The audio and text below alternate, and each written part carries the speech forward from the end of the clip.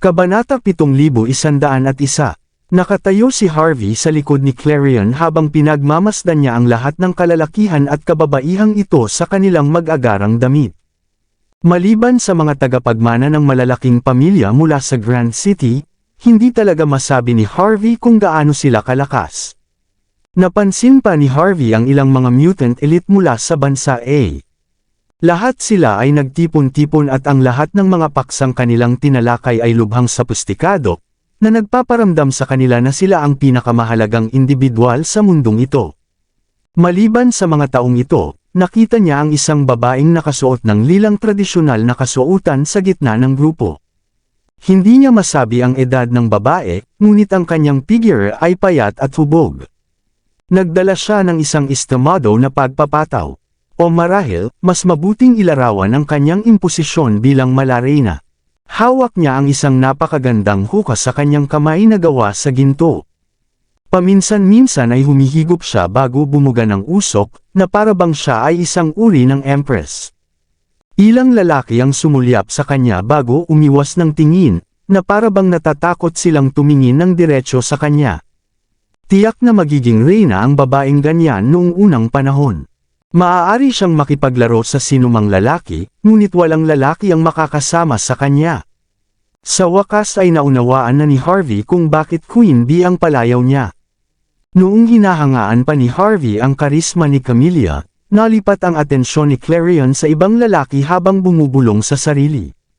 Zian Bennett, hindi ba siya ang ating sugo sa Lost City? Bakit siya nandito? Tumingin din si Neve bago sumimangot. Siya ang pinaka-problema sa buong White Peak. Ang White Peak ay isa rin sa 7 families ng Grand City. Nalipat din ni Harvey ang tingin sa isang lalaking nakasuot ng pattern shirt nang marinig ang pangalang Zian. Ang lalaki ay halos kasing edad ni Clarion, at tila napakalambot niya. Umupo si Zian sa tabi mismo ni Camellia, at maingat siyang sumulyap kay Camellia paminsan-minsan, na may katakawan at paghanga sa kanyang mga mata. Ang ganitong gawain ay tila mahalay sa halos lahat ng oras, ngunit walang sinuman ang nang-ahas na hayagang banggitin ito. Ginag-alang siya ng lahat, na parabang nag-aalala sila na magalit siya sa kanila dahil sa isang bagay na kanilang ginawa o sinabi. Napatingin si Harvey kay Zian na may pagtataka. Sino siya? Mukha siyang maimpluwensyang tao. Si Neve ay may kakaibang ekspresyon sa kanyang mukha habang sinasabi niya, siya ang nakatatandang kapatid ni Lani at sinanay sa maalamat na Toad Technique. Siya ay may kakaibang personalidad, ngunit siya ay brutal, malupit, at isang pervert. Sa lahat ng tagapagmana sa Grand City, siya marahil ang pinakakasuklam-suklam. Hindi yun dahil natatakot kami sa kanya, ito ay dahil siya ay nag-aalsa. At walang sinuman sa amin ang gustong manatili sa kanya. Siyempre, hindi niya rin kami gusto. Sa halip, gusto niyang manatiling malapit kay Camellia at maging lingkod niya. Ngumisi si Clarion bago sinabing, sa halip na maging isang lalaki, mas gugustuhin niyang maging isang simple para sa isang matandang babae. Napakatanga niya. Huminga ng malalim si Clarion matapos niyang sabihin yun para manatiling kalmado. Pagkatapos, humakbang siya at naglakad papunta kay Camellia. Sa sandaling humakbang siya sa view, ang lahat ng mga boses at sat-sat ay tumigil habang ang lahat ay tumahimik. Nasa kanya ang atensyon ng lahat. Tumikim si Clarion nang makuha niya ang atensyon ng lahat bago yumuko kay Camellia. Hello, madam. Patawarin mo ako sa pagdaan ko nang hindi nagpapaalam. Bago pa man makapagsalita si Camellia ay ngumiti na ng malamig si Zian sa kanya. Tumayo siya at lumapit kay Clarion at tinapik ang mukha ni Clarion habang sinasabi sa malamig na tono, "And you do realize you're not invited. Kung gusto mong humingi ng tawad, ipakita mo sa amin ang iyong sinseridad. Maaari kang magsimula sa pagluhod. Naniniwala ako na hindi ka masyadong sisisihin ni Madam." Lahat ng lalaki at babae ay nanunuya na tumingin kay Clarion. Bihira na makita ang tagapagmana mula sa isang malaking pamilya sa Grand City na nakadapa. Marami na ang likas na naglabas ng kanilang telepono, na gustong kunan ito ng litrato. Nang makita ni Neve ang nangyari, kumunat ang noo niya. Tulala ka ba, Zian? Bakit sa tingin mo luluhod si Clarion? Ayaw ba niya? Ngumisi si Zion, at naglabas ng pistol, at agad na inilagay ang nguso sa ulo ni Clarion. Ngayon, luluhod ka ba? Si Clarion ay isa ding may galit. Malamig niyang tinitigan si Zion at sinabing, Zion, galing ka sa White Peak, at taga Parkerville ako. Lahat tayo ay mula sa iisang social circle. Sa tingin mo ba mas mahalaga ka sa akin? At ngayon nilagyan mo ng baril ang ulo ko. Hilahin mo ang gatilyo at patayin mo ako ngayon din kung maglakas loob ka. Makikita natin kung sino ang mamamatay sa tabi ko pagkatapos nito. Ramdam ni Clarion ang pagtaas ng kanyang init. Dumating siya ngayon ng may katapatan, ngunit hindi niya inasahan na paulit-ulit na tatanggap ng ganitong masamang pagtrato. Kahit na nagpapakita na siya ng ilang uri ng pagpapakumbaba, naabot na niya ang kanyang mga limitasyon. Nang makita ng dalawang bodyguard ng Parkerville ang kanilang amo na may baril sa ulo, likas nilang inilabas ang kanilang mga baril. Gayunpaman, nagdulot ng chain reaction ang ginawa nila. Ang lahat ng mga elite na nakatayo sa gilid ay naglabas din ng kanilang mga baril, at agad nilang tinanggal ang safety lock. Napuno agad ng hangin ang amoy ng pulbera. May ilang baril sa ulo ni Harvey. Maging ang isang babaeng tulad ni Neve ay may baril na nakatutok sa kanyang ulo. Tila gustong magsimula ng laban ang magkasalungat na panig kung may nangyaring mali, at sapat na iyon para dumilim ang ekspresyon ni Clarion. Si Camilla, ang may-ari ng establishmento na ito, ay nakatingin lang sa nangyayari ng may pagtataka. Pagkatapos, kinuha niya ang isang baso ng cherry wine. Pagkatapos ay kinuha niya ang isang cherry at inilagay ito sa kanyang bibig. Pinaglalaroan ito ng kanyang dila at gumagawa ng mapang-akit na mga tunog. Wala siyang balak na pigilan ang mga nangyayari. Malinaw na gusto niyang patunayan ang isang punto kay Clarion at sa iba pa. Sock, sa tingin mo ba ay hindi ako sapat na matapang para patayin ka, ikaw na taksil? Sinundot ni Zion ang ulo ni Clarion gamit ang kanyang baril. Ikaw ay tagapagmana ng Parkerville, ngunit hindi lamang ikaw ay hindi nakikipag-alyansa kay Dan, ikaw ay nakikipagsabuatan sa isang tagalabas. Pagkatapos, magpaplano ka at magnakaw mula sa Earth Hall. Ang lakas ng loob mo. Kung ang isang traitor na tulad mo ay kayang gumawa ng ganoon, bakit hindi ako? I'll be honest with you. Magiging mahirap kung papatayin kita. Ngunit hanggat sakop ako ni Dan, maaaring mabawasan ng Parkerville ang pinsala ng sitwasyon. Sa karamihan, luluhod lang ako sa harap ng gate ng Parkerville sa loob ng 3 araw at gabi bilang paghingi ng tawad. Talaga bang sasalungat si Parkerville sa gusto ni Dan para sa isang patay na tao? Ngayon, sa tingin mo ba wala akong lakas ng loob na patayin ka? Pagkatapos ay pinaikot ni Zion ang pistol sa kanyang kamay gamit ang kanyang daliri at saka muling itinutok sa noo ni Clarion. Akala niya ay cool siyang gawin iyon. Pagkatapos, dahan-dahang humigpit ang kanyang daliri sa paligid ng gatilyo, at ang bukal sa gatilyo ay hinila ng mahigpit, na handang magpaputok. Maging si Clarion, na kinikilala ang kanyang sarili bilang isang taong hindi natatakot sa kamatayan, ay nararamdaman na ang kanyang paghinga ay nagiging mabilis. Halata na gustong patayin ni Zion si Clarion habang sumiklab ang kanyang balak na pagpatay. Bagamat kilalang-kilala na ang White Peak ay napuno ng lahat ng uri ng mga baliw, hindi nila inaasahan na si Zion ay sobrang nakakatakot kapag siya ay nawalan na ng tamang pag-iisip. Gusto na ni Neve na humakbang pasulong para pigilan ito, ngunit ang nguso ng baril sa kanyang ulo ay natakot siyang gumawa ng anumang biglaang galaw. Samantalang si Harvey naman ay kalmadong nakatingin sa nangyayari. Hindi ngayon ang oras para gumawa ng hakbang. Ang iba ay maaaring naniniwala na si Zion ay talagang hihilahin ang gatilyo, ngunit si Harvey ay naiintindihan ng marami tungkol sa mga tagapagmanang ito na lahat ay nagsasalita at walang kagat-kagat. Hindi mag-aaksaya ng hininga ang mga nang-ahas na pumatay. Ang mga maraming gustong sabihin, kadalasan, simpleng madaldal. Not to mention that with Clarion's status in Parkerville, if he really died, it is not something that Zion could settle by making an apology. Kaya naman hindi nagmamadaling kumilos si Harvey at nanood lang. Hindi alam ni Zion na may nakakita na sa kanya habang nakatitig lang siya kay Clarion ng nakangisi. Dahan-dahan siyang nagsalita, "I'll give you one more chance. Lumuhod, at ito ay magiging mabuti para sa lahat. Kung tumanggi ka, gagawin namin ang paraan ko." Hindi nagngangalit ang kanyang mga ngipin. "Zian, huwag mong itulak masyado. So paano kung ako nga?" Ngumisi si Zian kay Neve. "Baka tuluyan ko siyang patayin at pagkatapos ay matulog sa iyo. Kumita pa rin ako kahit mamatay ako." "Oh ha. Pinandilatan ni Zian si Clarion habang pinakitaan siya nito ng malupit na ngiti at malamig na sinabi, "I'm very impatient, so you better not bet on your life."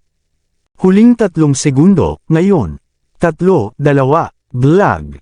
Sa ganoong kritikal na oras, si Clarion ay nagngangalit ng kanyang mga ngipin habang siya ay huminga ng malalim at yumuko ang kanyang tuhod.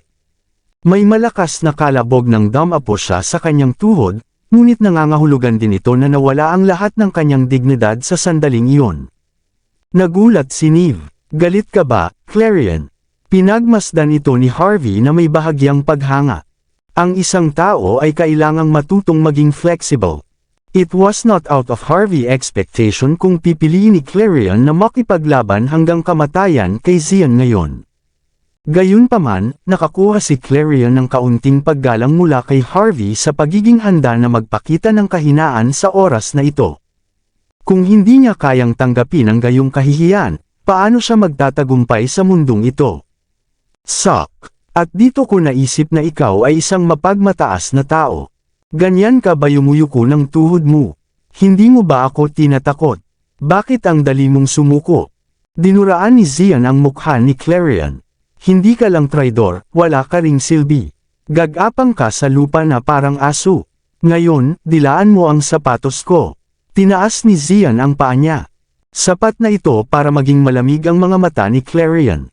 Parang kumulo ang galit sa kanyang mga mata nang maabot niya ang kanyang limitasyon. Nagpatuloy si Harvey sa paghihintay at pagtingin. Gusto niyang makita kung gaano kalaki ang potensyal ni Clarion. Kalmado lang ba siya sa sandaling iyon, o magpapakita ba siya ng potensyal para sa mas mataas na taas? Bago pa man makapagpas siya si Clarion, pinilit na ni Neve ang kanyang paglakad at pinagtanggol si Clarion sa kanyang likuran. She yelled at Zian, "Stop pushing it, Zian. Enough is enough. Do you really think you can have your way with us?" Isang masamang ngiti ang ibinigay ni Zian at may gustong sabihin ng pumalakpak si Camilla, na kanina pa nakatingin sa mga nangyayari. Agad niyang nakuha ang atensyon ng lahat, at umalangaw ang kanyang pinong boses. "Zian, tama na. Si Clarion ay miyembro pa rin ng Grand City, anuman ang nangyari. Matagal na namin siyang pinalaki, hindi siya luluhod at luluhod sa harap ng ibang lalaki dahil lang sa kinakawayan siya, di ba? Magtiwala ka sa kanya, hindi naman siya magiging doormat, di ba? Not to mention na kung hahayaan mo siyang dilaan ang sapatos mo, masisira niya ito. Ito ay isang bagay na binili ko para sa iyo mula sa Givenchy, kaya itigil ang pag-aaksaya nito. Not to mention, kapag nalaman ito ni Mr. Otto, ano ang gagawin mo kung siya ay nahimete? Kailangan mong magbigay ng respeto sa mga nakatatanda natin, okay? Then, Camilla gave Clarion a deep stare before said, "Not to mention, I'm his aunt despite the distance. Dahil pupunta rito ang pamangkin ko para taimtim na humingi ng tawad sa akin, kailangan ko siyang bigyan ng pagkakataong ipakita iyon, di ba?" Sa kabila ng pagiging maamo ni Camilla na para bang tinutulungan niya si Clarion, ang totoo ay bawat salitang banibitawan niya ay puno ng lason at puot. Masasabi ng lahat kung ano ang tunay niyang saloobin kay Clarion. Gayunpaman, ikaniling lang ni Zian ang kanyang ulo at ngumiti. "Kung ganoon ang kaso, ililigtas ko ang aking sapatos. Hindi ko hahayaang sirain ito ng taksil na ito. Kaya mas mabuting magpasalamat ka sa kanya. Kung hindi, ngayong gabi ang gabing mamatay ka." Pagkatapos, naglakad pabalik si Zian at umupo sa tabi ni Camilla pagkatapos niyang magsalita. Samantala, lahat ng lalaki at babae sa paligid ay pasimpleng nakatingin kay Clarion na may sarkastikong ngiti. Ang mga nangyari kanina ay naging dahilan ng paglakad ni Clarion at daan sa kanilang sariling landas. Ang ginawa ni Zian ay pasok sa kanilang inaasahan. Pinikit ni Harvey ang mga mata at tinignan sila ng may intriga. Mula sa kanilang ugali, masasabi niya kung gaano sila kalapit ni Clarion. Zion, bakit ganyan ka pa rin magsalita? Inabot ni Camilla ang kamay at parang gustong sampalan si Zion. Pero imbes na sampalan siya, parang pang-aasar lang. Pagkatapos noon, tumingin si Camilla kay Clarion na may tuyong ngiti. Paumanhin, Clarion. Si Zion ay palaging diretso sa punto at hindi alam kung paano idirekta ang kanyang sarili sa mga pag-uusap. Hihingi ako ng tawad sa iyo sa ngalan niya. Huwag mong masyadong seryosohin ito. Habang si Camilla ay mukhang mapagpakumbaba, hindi man lang niya pinatayo si Clarion. Malinaw, ang lahat ng ito ay usapan. Ang mga mata ni Clarion ay kumikibot sandali, na pinipigilan ang kanyang galit na sumabog. Nandito na siya at nakaluhod. Ang kaunting kahihiyan ay walang ibig sabihin. Ang bagay na nasa kamay ay mas mahalaga. Nang sumagi sa isip niya ang ideyang iyon, dahan-daang tumayo si Clarion at pinandilatan si Camilla. Salamat, madam. Hindi ko ito isa-puso. Mabuti, hindi ako magpipigil. At saka, hindi na kailangan ng mga formalidad sa pagitan ng mga miyembro ng pamilya, tama ba ako? Ngumiti ng matamis si Camilla. Kabanata 7105. Clarion, lagi kang mabuting bata. You can always read the atmosphere whenever you do something, sabi ni Camilla kay Clarion na may matamis na ngiti. Ang dahilan kung bakit ka napunta sa aking Platinum Casino ay dahil handa ka nang ipasa ang iyong posisyon sa Earth Hall pabalik sa aking anak, tama? Kung iyon ang kaso, hindi ko iniisip na tanggapin ito. Ngunit kung ito ay iba pa, pasensya na. Wala na akong lakas para magmalasakit sa kahit ano pa ngayong sobrang nag-aalala ako sa anak ko. Isang tuyong ngiti ang ibinigay ni Zion kay Clarion. Naiintindihan mo naman kung ano ang sinasabi niya, tama. Ngayon, bigyan kami ng kapangyarihan sa Earth Hall.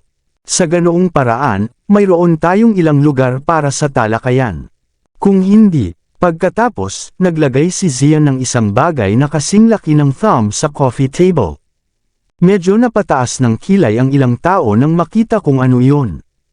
Iyon ay ang martial art weapon, ang Thunder Blast. Baliw talaga ang bastard na iyon.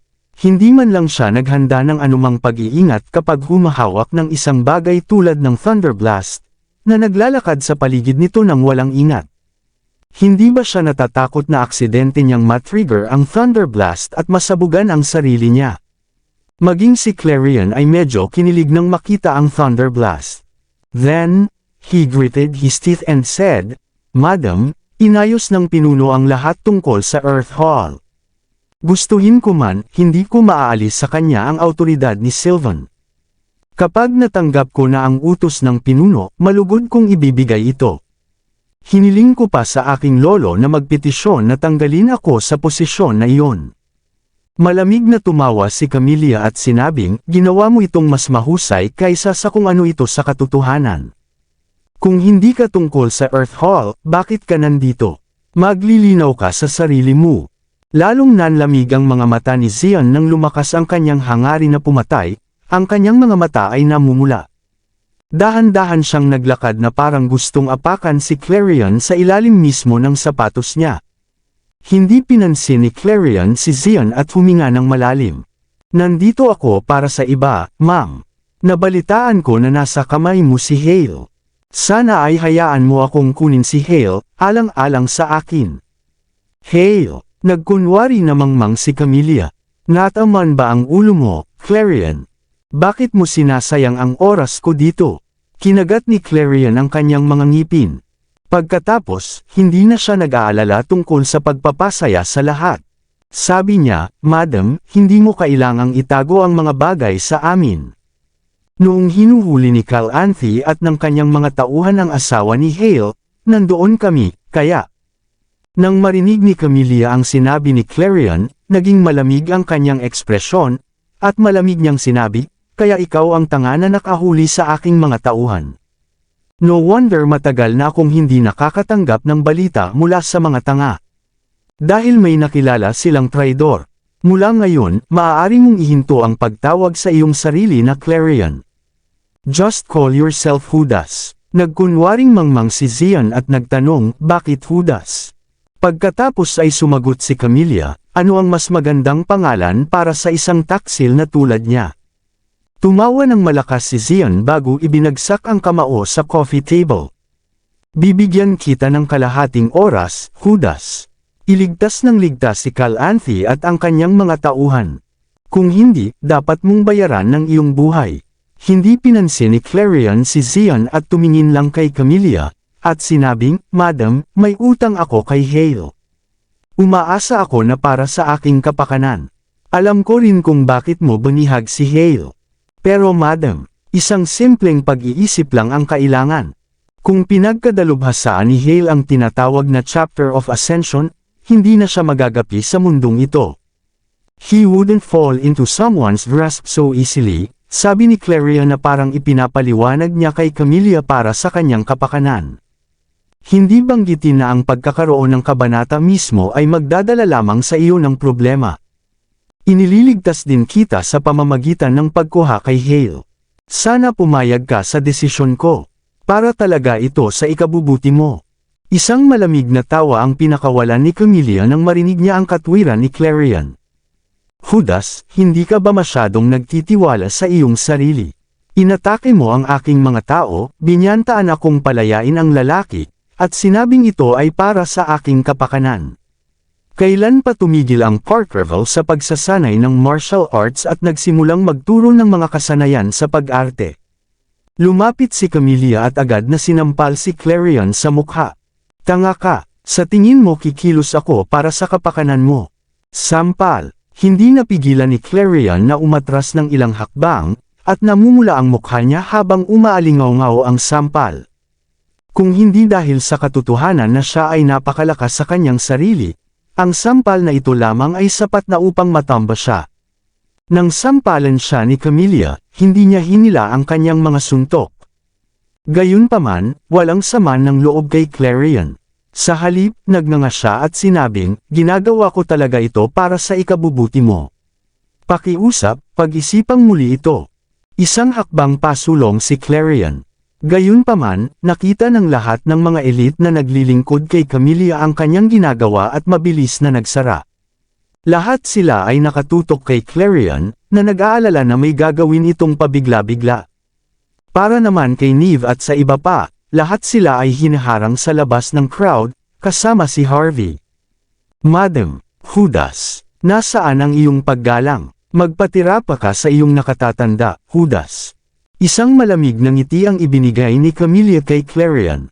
Isang tagapagmana lamang sa loob ng Grand City. Isang basura na walang silbi na tao ni Dan.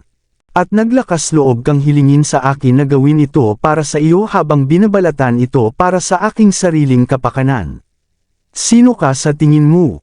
Kung hindi dahil taga Parkerville ka, pinatay na kita sa sampal na iyon. Para kay Camilla, hindi lamang napilayan ang anak na pinalaki niya ng walang pag-aalinlangan, nawalan pa ito ng kapangyarihan at katungkulan. Halos hindi siya makahinga sa lungkot na nararamdaman. At naglakas loob si Clarion na magpakita at galitin siya. Ano pa kaya ito maliban sa paghingi ni Clarion ng death wish? Hindi niya ba alam kung paano nagtatrabaho si Camilla? Siya ay likas na sumigaw, Madam. Mangyaring manatiling kalmado. Lahat tayo ay nasa iisang panig. Same side. Si Camilla ay naglabas ng isang antibacterial wipe at nilinis ang kanyang mga kamay ng may pang-aalipusta. Inatake ng isang basura ang aking mga tauhan at gusto mong gawin ko ang kanyang utos. Sino siya sa tingin niya?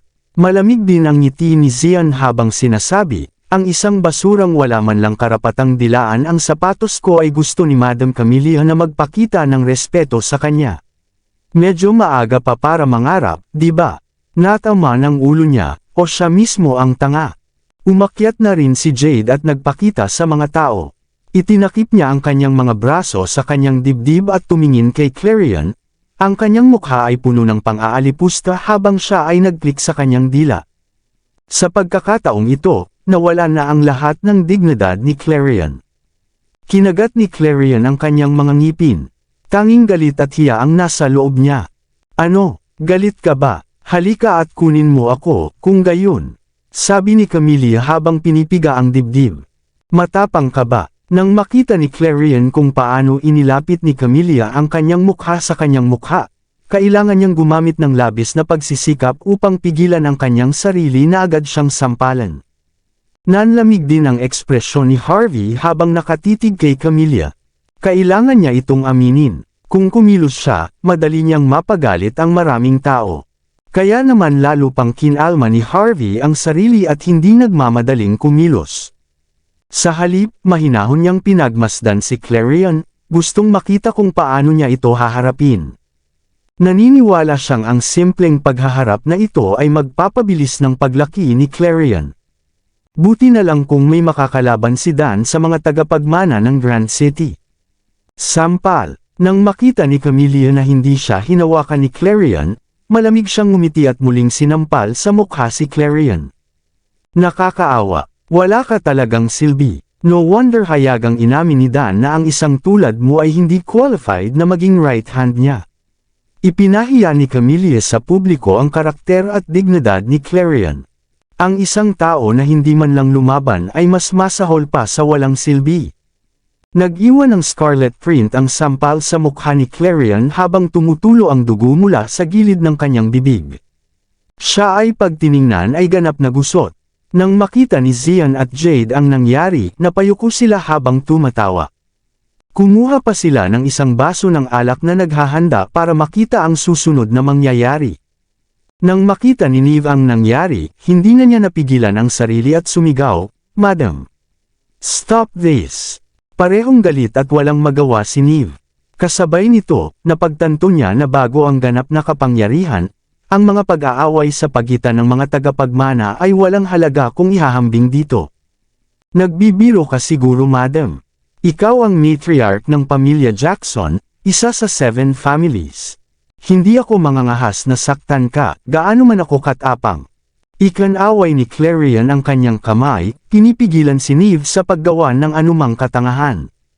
Gayunpaman, umaasa ako na kahit na hindi mo isipin ang iyong sarili, dapat mong isaalang-alang ito para sa pamilyang Jackson. Iyon ay dahil wala talagang kabanata ng Ascension si Hale. Hindi ka lang makakakuha ng anumang mga benepisyo sa pamamagitan ng pagkuha kay Hale, ngunit itutulak mo pa ang iyong sarili at ang buong pamilyang Jackson sa kailaliman. Ibigay mo siya sa akin, madam.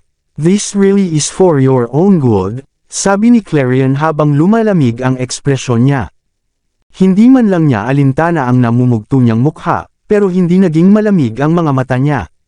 Siyempre, alam ko na nagbayad ka ng mataas na presyo para mahuli si Hale.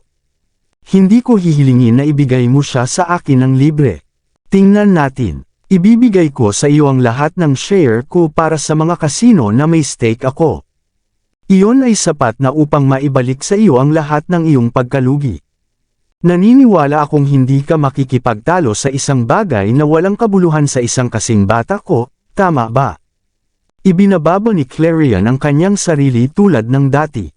Hindi siya sumuko sa kanyang dignidad ng ganito. Upang malutas ng mapayapa ang sitwasyong ito, ipinakita na niya kung gaano siya katapat. Nang makita ni Neve na maaari pang ialok ni Clarion ang kanyang dignidad para sa isang kalakalan, medyo nagulat siya. Pakiramdam niya ay medyo iba na ngayon si Clarion kumpara sa dati. Gayunpaman, hindi niya mailagay ang kanyang daliri dito. Gayunpaman, alam na alam ni Harvey. Nangangahulugan ito na si Clarion ay hindi lamang isa pang nepo baby.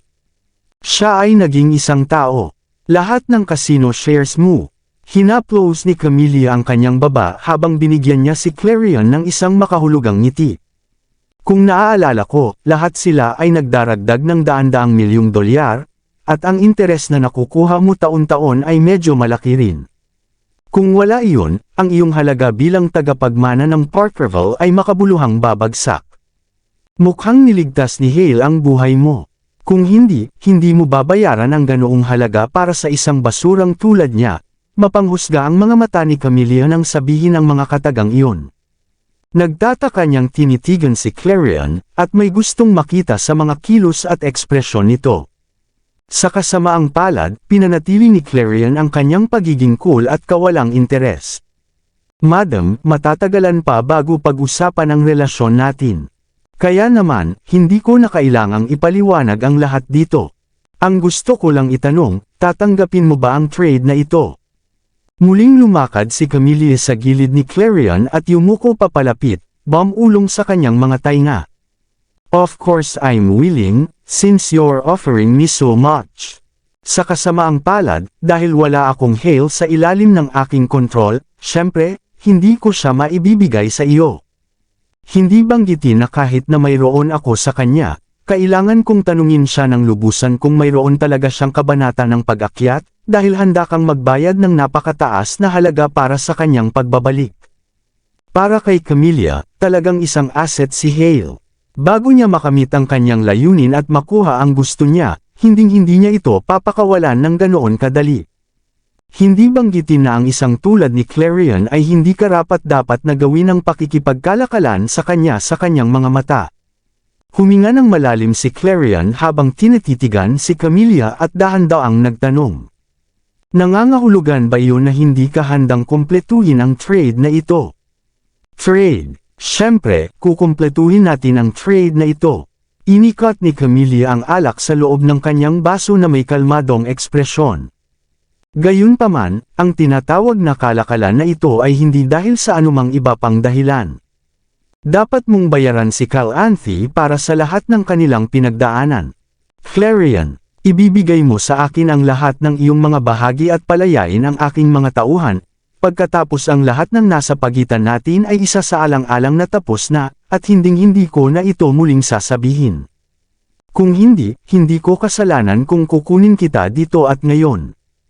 Pinag-cruise ni Jade ang kanyang mga braso sa harap ng kanyang dibdib, nagpakawala ng malamig na tawa, at nagpatuloy, mas mabuti kung isuko mo ang mga bahaging iyon at palayain si Calanthe at ang iba pa. Kung hindi, medyo delikado kung magalit ang ginang. Ang piitan ng Platinum Casino ay hindi isang lugar para sa isang tulad mo. Lahat ng babae sa paligid nila ay hindi napigil ang tumawa. Para sa mga babaeng tulad nila, ito ay isang ganap na kapanapanabot na karanasan upang makita kung paano ang isang mahalagang bilang si Clarion ay madurog sa ilalim ng kanilang mga paa. Madam, pwede akong magbayad ng karagdagang 100 milyon para mapalaya mo siya. Iyon lang ang maibibigay ko. Ginawa ni Clarion ang kanyang makakaya kahit na nagngangalit ang kanyang mga ngipin. Sana palayain mo siya, sa ganoong paraan, makabubuti para sa ating lahat. Splash! Agad na sinaboy ni Camilla ang kalahating tapos na champagne sa mukha ni Clarion. Nagdilim ang kanyang ekspresyon habang malamig na sinabi, "Ikaw bastard. Sino ka sa tingin mo? Sa tingin mo ba may karapatan kang makipagkasundo sa akin?" Maraming salamat sa lahat ng sumusubaybay. Please subscribe and follow my YouTube and Facebook channel, Filipino Novel. Maraming salamat po. Bibigyan kita ng huling pagkakataon para sagutin ako. Kung tatanggi ka, hindi ko kasalanan ang hindi pagpapakita ng awa sa iyo. Lalong nanlamig ang magandang mukha ni Camilla habang nakatitig kay Clarion bago iwinagayway ang kanang kamay. Pagkatapos ng kanyang ginawa, nakita niya ang lahat ng seguridad mula sa Platinum Casino na humakbang, na parabang handa silang gumawa ng hakbang anumang oras. Napangiti si Clarion. Mukhang hindi mo lang siya nahuli, parang hindi mo na siya bibitawan. Mukhang wala akong halaga sa iyo, madam. Umupo ulit si Camilla sa sofa habang nakahalukip-kip muli ang kanyang mga paa. Nagtaas baba siya habang nakatingin kay Clarion, at malamig na sinabi, "Tama ka. Wala kang ibig sabihin sa akin. Ano, magagalit ka ba? Gawin mo, kung gayon. Ipakita mo sa akin. Gusto kong makita kung ano ang magagawa ng ating young master Clarion Parker para makagawa ng eksena." Huminga ng malalim si Clarion at malamig na sumagot, "Huwag mo akong sisihin dito." Pagkatapos noon, inilabas ng kanang kamay ni Clarion ang isang maliit na pulang butones at pinindot ito. Vroom! Sa sandaling ginawa niya iyon, ang dagandong ng makina ay agad na nilunod ang Platinum Casino habang pinalibutan agad ng mga sasakyan ang gusali. Ilang sandali lang ay sumugod na ang mga lalaking nakasuot ng uniporme. Sa isang iglap, napapaligiran na ng mga lalaking naka-uniporme ang lugar na ito. Lumapit ang isang lalaking nakasuot ng puting uniforme habang ini-escort siya ng 8 bodyguard. Habang naglalakad siya, malamig niyang sinabi, "Naglakas loob ka bang asarin ang pinuno ng Earth Hall?" Tinikit ni Harvey ang kanyang mga mata at tumingin, pagkatapos ay isang makahulugang ekspresyon ang lumitaw sa kanyang mukha. Ang dumating ay si Blade, ang lalaking nakilala niya minsan sa Forbidden Wasteland. Hindi niya inaasahang makikita si Blade na nagtatrabaho sa Earth Hall. Mula sa kanyang uniforme at sa kanyang badge, tila siya ang kasalukuyang katulong ni Clarion. Nang akayin ni Blade ang kanyang mga tauhan pasulong at nakitang namamaga ang mukha ni Clarion at nabahiran siya ng alak, agad na nagdilim ang kanyang ekspresyon. Mabilis siyang nagtanong, "Nasugatan ka ba, Hallmaster?" Umiling si Clarion, "Okay lang ako, mabuti iyan. Ipaubaya mo sa akin ang natitira." Tumango si Blade bago humarap sa isa na may malamig na ekspresyon. "Sino ang nang-ahas na salakayin ang Hallmaster ng Earth Hall? Nasaan ang iyong paggalang sa Earth Hall at sa batas? Ha, tingnan mo kung sino ang nandito. Hindi ba ito ang basura ng pamilya ko, Blade?" Sabi ni Camelia habang nakaupo sa sofa, nakakahiya ang ekspresyon niya. "Halika, Blade, naging tanga ka rin ba? Nakalimutan mo na ba kung ano ang iyong apelyido? Naglakas loob ka bang kausapin ako dahil lang sa naging assistant ka ng Hallmaster pagkatapos ng ilang araw? Iyuko ang iyong tuhod, at humingi ng tawad, pagkatapos ay kunin ang iyong mga tao at umalis. Kung hindi, haharapin din kita." Malamig ding nagsalita si Zion, "Blade, kaya ka pa maging assistant ay dahil kailangan mong tulungan si Sylvan. Ngayong naalis na siya, pinaglilingkuran mo ang taong dahilan nito. Sigurado ka bang okay ka lang niyan?" Camelia, ang matriarch ng pamilya Jackson. Naningkit ang mga mata ni Blade. Akala niya ang mga nakipag-away kay Clarion ay ilang tagapagmana sa Grand City. Hindi niya inaasahan na ito ang matriarch ng pamilya Jackson. Sa sandaling ito, sa kabila ng karaniwang mga prinsipyo ni Blade, nagsimulang humina ang kanyang kumpiyansa. Ang lahat ng kanyang mga nasasakupan ay nagpalitan ng mga awkward na sulyap, at pakiramdam na tila sila ay hindi sinasadyang kumilos laban sa isa sa kanilang sarili. Kabanata 7110. Huminga ng malalim si Blade. Naalala niya ang kanyang sariling tungkulin at tumayo sa harap ni Clarion, pinangangalagaan siya. Pagkatapos, sinabi niya na may malamig na ekspresyon sa kanyang mukha, "Madam, Mr. Zion, pasensya na po. Gayunpaman, dahil ako ang kasalukuyang assistant hallmaster at si Clarion ang aking superior, tungkulin kong protektahan siya. Maaari ko bang tanungin kung paano niya na-offend kayong dalawa to the point na pinindot niya ang red button?" Ipinatong ni Blade ang mukha ng isang taong gumagawa lamang ng kanyang trabaho. Siya ay tapat sa kanyang mga tungkulin. Nagbago ang ekspresyon ni Clarion. Hindi niya namalayan na si Blade pala ay isang Jackson. Gayunpaman, dahil pinili ni Blade ang tungkulin kaysa sa kanyang mga personal na relasyon, sapat na iyon para pakalmayan si Clarion.